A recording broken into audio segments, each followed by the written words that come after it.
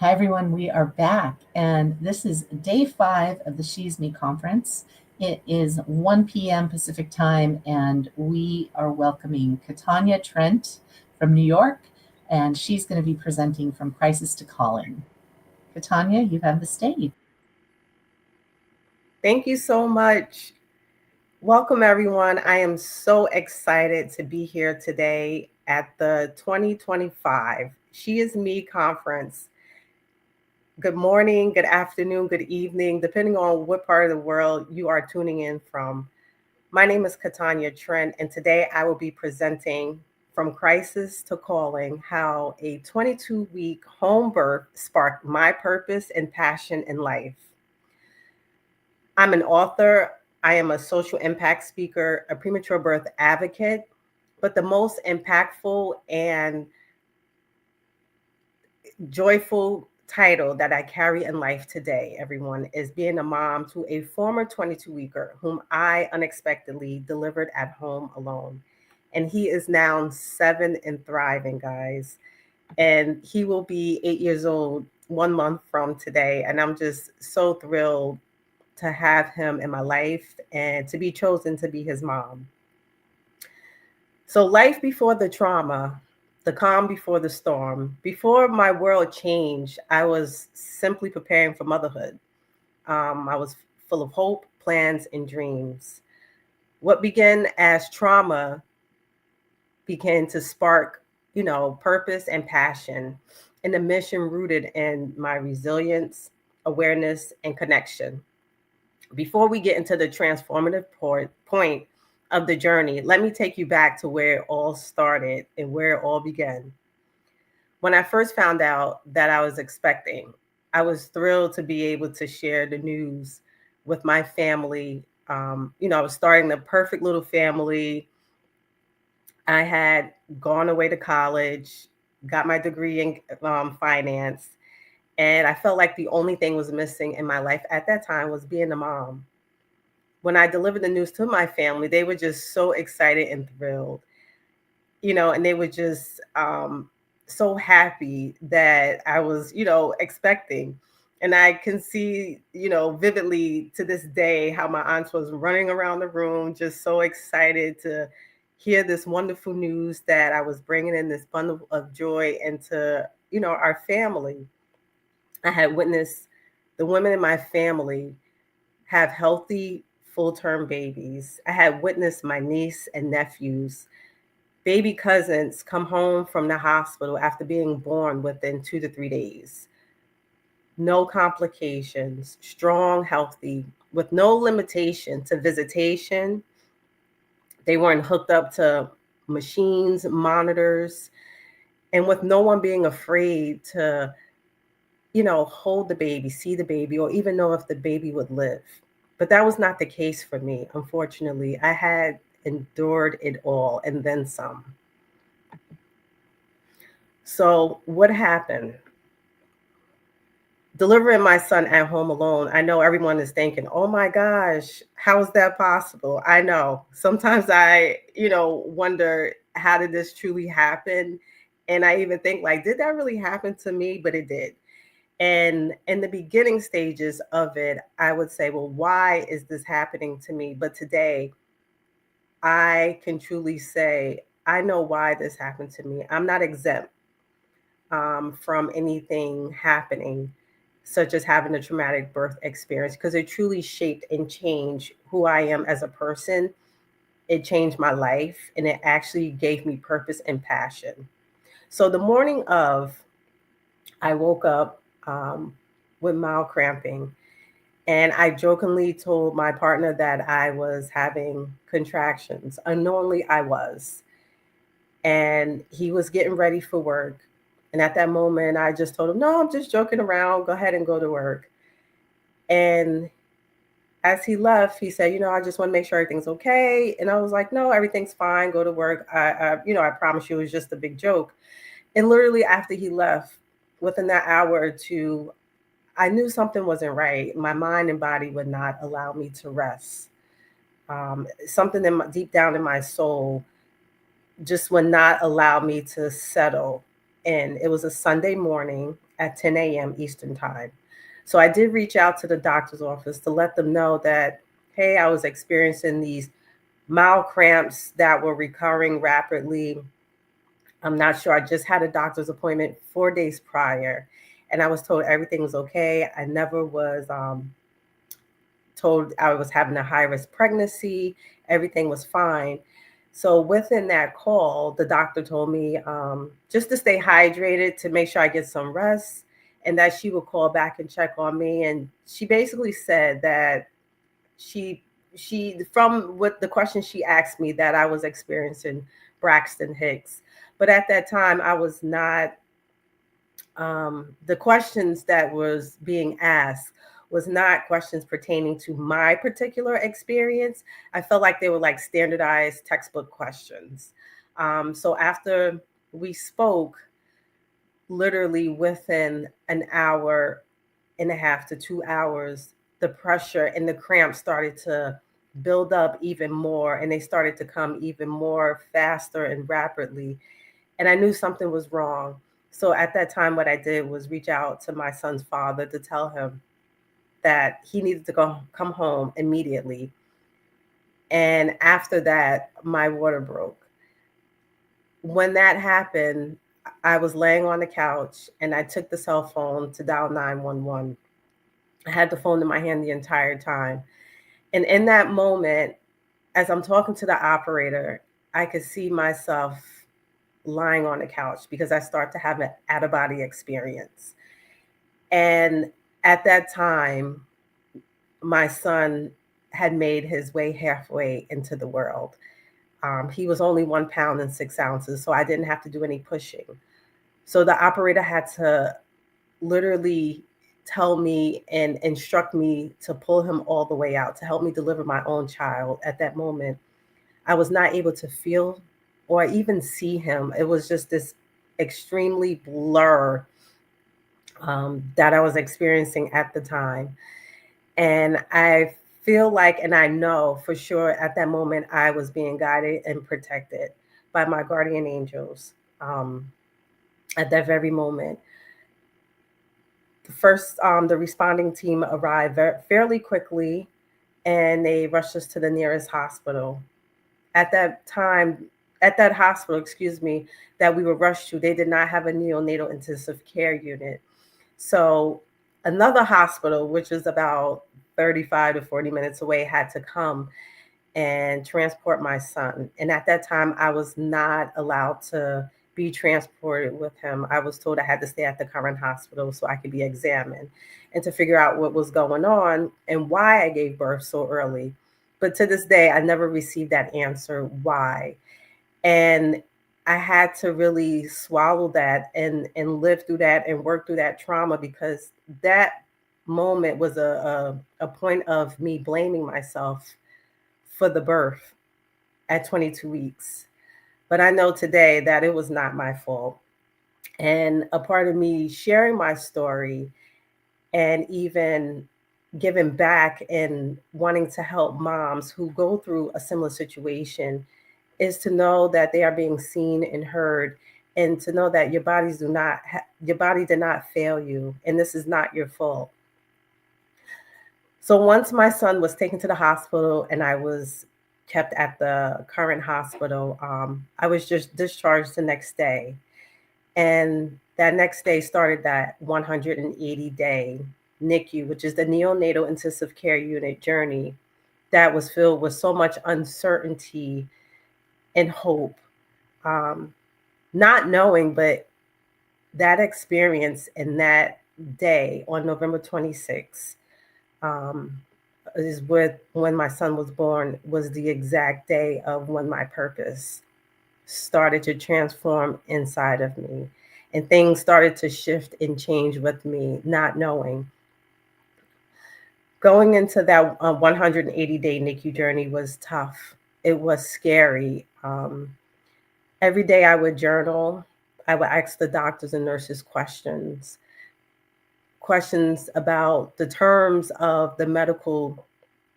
um, the medical equipment that was being utilized, or the different care that was being provided to my son, because I just didn't understand. I just didn't know, because I don't come from a medical background. Every day was different in the NICU. There were days that were absolutely amazing and great. There were days that my son was thriving, and then there were days that he was regressing. And we really had to call upon our faith and take a step back to really be present in the moment.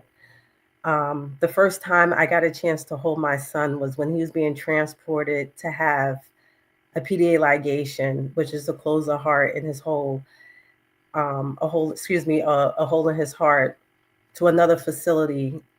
And it was just so daunting. It was just such a bittersweet moment, because it was the first time I was holding my baby, my 1 pound, 6 ounce baby at 3 weeks, being transported to another facility, not knowing if he was going to be returned or not, because I was afraid that he may not live.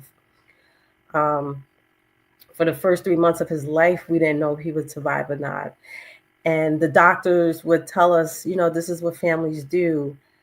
If, their children were born so early at 22 weeks, because we don't know what the chances of survival is. And then we also don't know if he would survive, the quality of his life, how that would be, and how that would take a toll on you guys later on in life.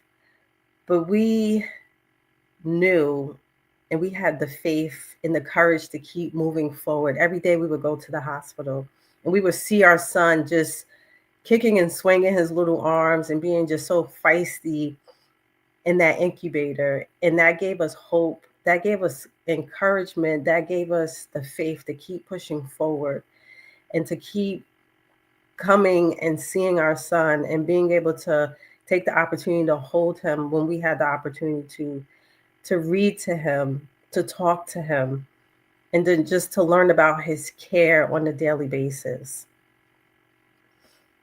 And as you can see here, I just wanted to show you pictures of him at those very, very early stages of the NICU, just to show how small he was and how critical his condition was in the very beginning of the NICU.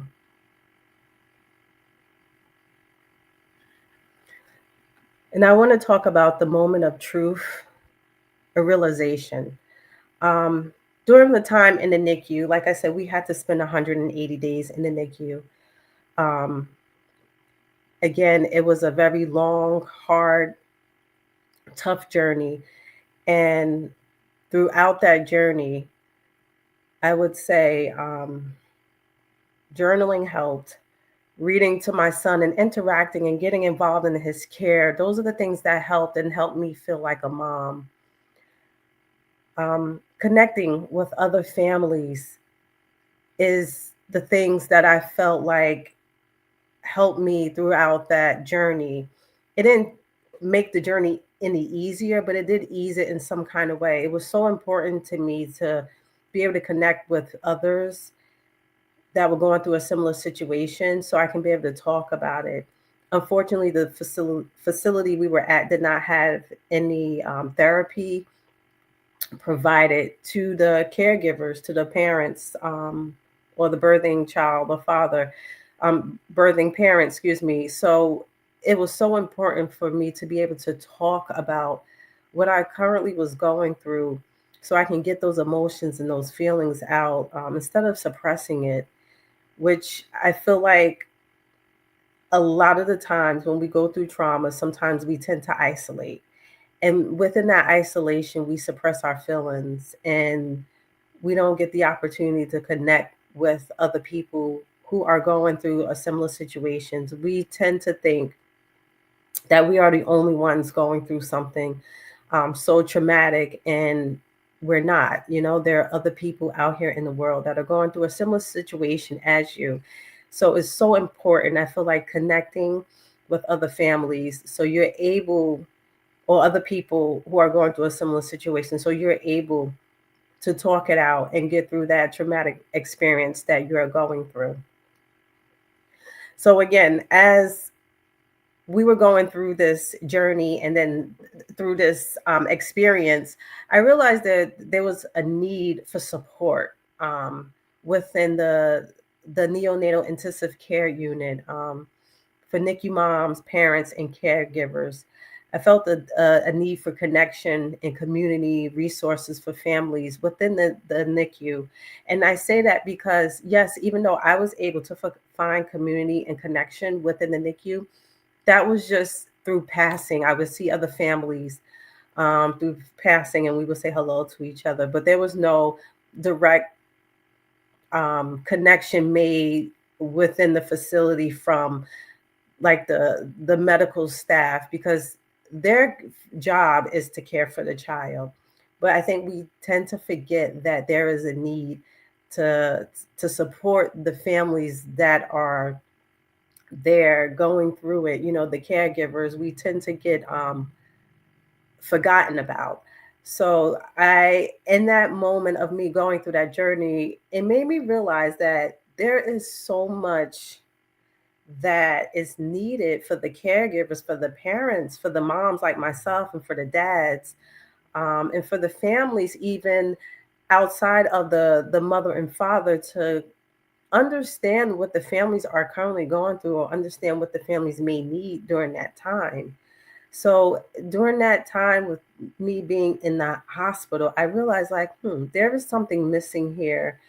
And I don't think that the facilities fully understand that there's more, that we understand that the patient has to be cared for, but the patient advocate needs to be cared for too as well.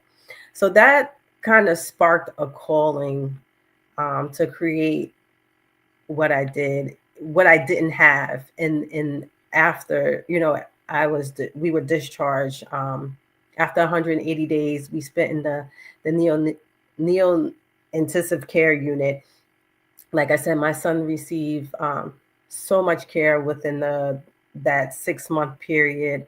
For the first 3 months, we didn't know he would survive or not, and he received countless, blood transfusions. He had the PDA ligation. He had a bilateral brain bleed of a grade 4 and 3, and he had to get a G tube because he was silent aspirating. So we went through a lot throughout the journey, but it didn't break us. It just made us stronger, and it made us connect, with our within our faith, and it made us realize that there was such a need for support for the parents, for the caregivers that are going through such a similar situation. 1 in every 10 babies are born preterm. And it's so fascinating to me to know that there's so many other families going through such a similar situation. I was not privy to premature birth or the stats and the things that families go through prior to having a premature baby myself. This was something that we were just kind of like thrown into, and then you just kind of have to figure out your way throughout the journey, regardless if your child spent 2 to 3 days or 2 to 3 months, 6 months. It doesn't take away from your experience and your journey. We all, the moms here, the women here who choose to have children, we all kind of have like this plan in our head, right? And then society tends to always highlight the beauty of childbirth, but never talk about the things that could go wrong. And even though, yes, we don't always want to talk about the things that could go wrong, but the things that could go wrong it should be shared and talked about, because there are families going through this, and that's why I think it's so important to not only share my story, but to be able to provide hope and encouragement to other families. So the transformation, rediscovering life. So after my son spent 6 months in the hospital and we were discharged, I had to kind of like change my life, because he came home on like a liter of oxygen. He had a G-tube, which was he was on continuous feeds in the beginning stages of our journey at home. And he had multiple doctor's appointments, multiple therapy appointments, and there was no way I could work during that time because my job in that moment in life was to care for my son, to make sure he remained and sustained healthy, right? So during that time when I was in the NICU, I was just like in the trenches. But when I came home, that's when some of the feelings and emotions started to unravel. So I did start therapy, and I started my healing journey because I needed to rediscover who I was outside of this trauma that I had gone through. Not only did I deliver my son at home by myself, I had delivered him at 22 weeks pregnant. And then we had a long 6 months NICU stay. There was so much to unpack within that 6 month period. And it was so important that I get help to really pull all these things out and to be able to move forward in life and not get stuck in the trauma and not get stuck in the the care that was needed for my son, and to be healthy so I can not only take care of myself but to take care of my child as well. um, so when I got home and we started the home journey and navigating appointments and caring for my child, I realized how impactful my story was. And I realized that I had never heard of a story like my own. And throughout the journey, I did a lot of journaling, just even jotting down my feelings. Like I said, I would just make notes of the daily updates we would receive from the doctors and the nurses or any questions I may had.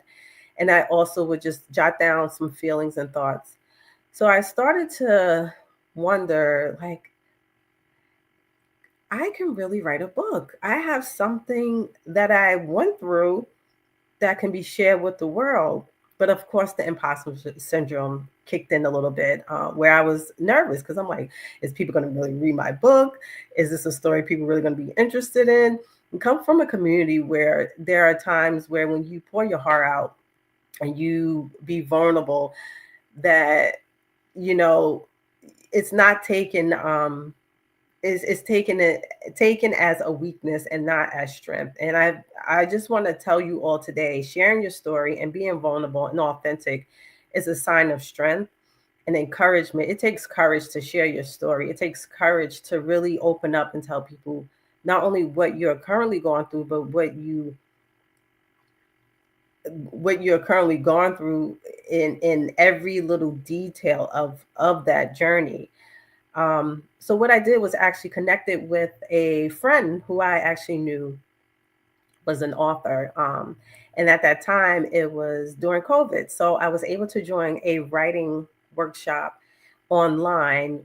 And I actually was able to start like pulling my journals out and connecting the dots, which I didn't know at the time that my journals were a blueprint for my actual book, which was truly amazing. So I was able to get my book published. And from that moment, things just changed and shifted. And I knew that this was a part of who I was becoming. Um, I started to give back to families in the NICU. I just started to, think about those times of when I was sitting in that hospital feeling alone and not feeling seen and heard, and I wanted to provide not only care packages. As you can see here, I have a picture of my son. This was the first care package that we kind of put together. I did it for Women's History Month in March. Put together about 20 to 30 bags, and I wanted to just kind of like shower the moms with just some items that they can utilize and be able to provide a little bit of self-care for themselves. And then after that, I just started to say, hey, I can actually turn this into something bigger. So this is actually turning my pain into purpose, into passion. So I started to collect diapers and essential items that families would get at a baby shower. Because when we were in the hospital, yes, we had a baby shower, but I did not want to have a baby shower at the time. I did not want to celebrate life because every day I was fighting for life.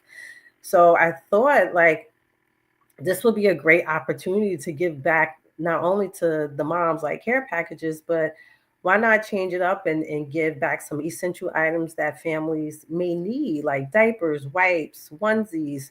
So I started creating diaper cakes. And I give back to families on a quarterly basis through the organization of Connected Through 22.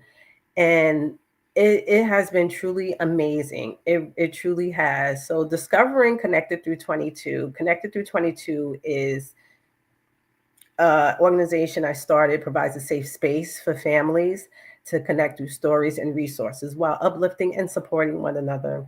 And what we do is we give back to families on a quarterly basis. Like I was saying, the diaper cakes, we create the diaper cakes and we stuff them with wipes and onesies and baby care, different things that we may receive donations of. Within Connected Through 22, it's a part of raising awareness of premature birth. Like I said, 1 in 10 babies are born preterm. And most of the time, families don't know or they're not privy to premature birth until they're thrown into it. So we want to raise awareness and have other families share their stories and just open people's eyes, not only those who are going through it or those who may go through it, but the families that are supporting you that are going through it. We want to just be able to provide a plethora of resources and tips and guidance for families going through the NICU journey because it is truly a life changing transformation. And it's so important to connect and to utilize your connections and your village and being able to build a village because sometimes in these situations your village is not your family or your close friends because they may not understand exactly what you are currently going through. So being able to recognize who are the people that are supporting you and that are going to continue to support you throughout this journey and who is not going to judge you, who's going to be able to allow you to speak freely and not place judgment upon you or not tell you what you should say or how you should feel, but truly be there for you no matter what. So it's so important, like I said, to find connection, find your community so you can be able to lean on them throughout your journey.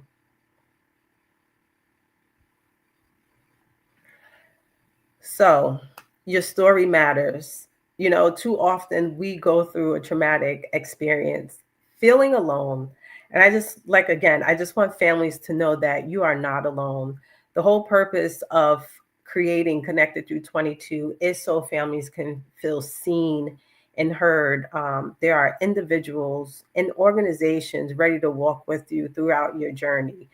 And that's not only through a birthing experience, but just anything in life. Recognize that there are people out there, there are organizations out there that are willing to support you. So don't feel like you're alone. And yes, you may feel that way, but start connecting, start getting yourself out there because it's so important. Connection is key. And I know I keep saying the word connect, connect, connect, but it's so important that you truly find your people, your village, your tribe to really walk with you no matter what you're going through because life is not meant to be done alone, you know? So it's truly important to find those connections. Um, yes, your story needs to be told and your story needs to be shared because your story can save lives.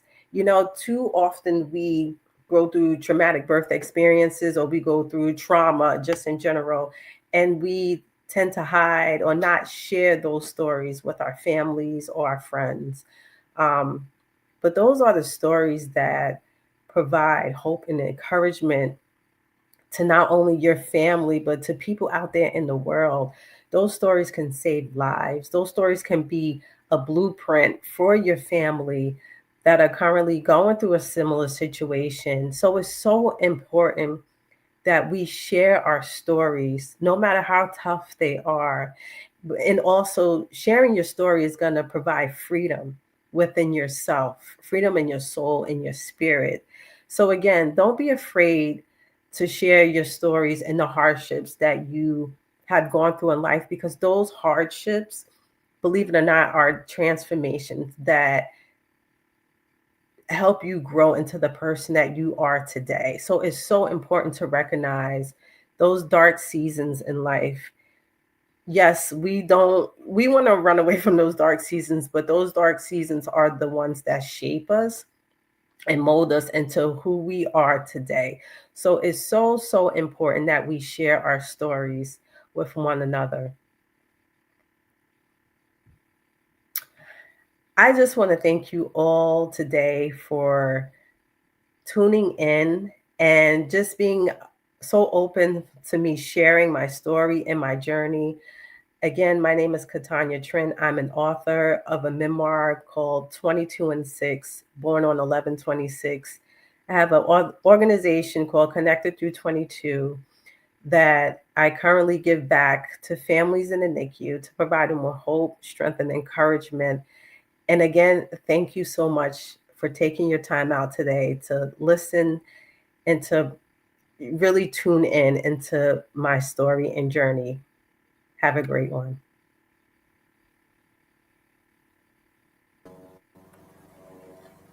Thank you. Thank you so much. We love your work. We love that you give back. And we love seeing pictures of your son. He's so cute. Thank you so much. What a pleasure and honor to be here. Oh, thank you. And thank you for being so brave and coming and sharing your story. I know we talked a little bit about a family member of mine that had a similar experience. So there are women out there that have gone through similar experiences. And this is why we do what we do, so that you can say, she's me. And I'm not alone in this. I'm not all by myself. So thank you so much for coming to share your story. We appreciate you so much. Thank you. You're welcome. Okay, we'll be back in just a little bit, top of the hour, with Tina Pong. All right.